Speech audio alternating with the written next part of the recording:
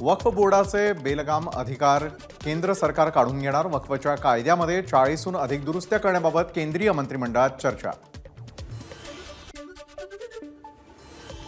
20 ऑगस्टला राहुल गांधी आणि काँग्रेस अध्यक्ष मल्लिकार्जुन खरगे मुंबईत दौऱ्यावर। त्यावेळी विधानसभा निवडणुकीच्या जागा वाटपाची चर्चा होणार। उद्धव ठाकरेही उपस्थित राहणार। महाराष्ट्र काँग्रेस प्रभारी रमेश चेन्नीथलांची माहिती। यंदा होणारं 98वं अखिल भारतीय मराठी साहित्य संमेलन दिल्लीत होणार। तब्बल 70 वर्षांनी मराठी भाषेचा डंका पुन्हा दिल्लीत गाजणार। दूध भेसळ करणाऱ्यांवर ती मुक्का लावणार। दूध भेसळ करणाऱ्यांवर कडक कारवाई करण्याचा अजित पवारांचा इशारा।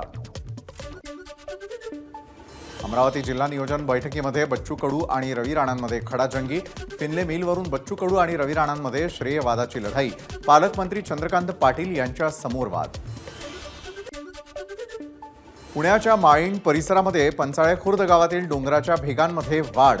डोंगराच्या पायथ्याशी भेगा पडल्यानं 45 कुटुंबांचं वास्तव्य धोक्यात। पावसाचा जोर वाढत असल्यानं स्थानिकांमध्ये भीतीचं वातावरण। नाशिक दिंडोरी रस्त्यावरील आकराळे फाट्याजवळ कार आणि बसचा अपघात। कारमधील 2 जणांचा होरपळून मृत्यू। तिघांना वाचवलं। अपघातानंतर कार आणि बस जळून खाक। बसमधील सर्व प्रवासी सुखरूप।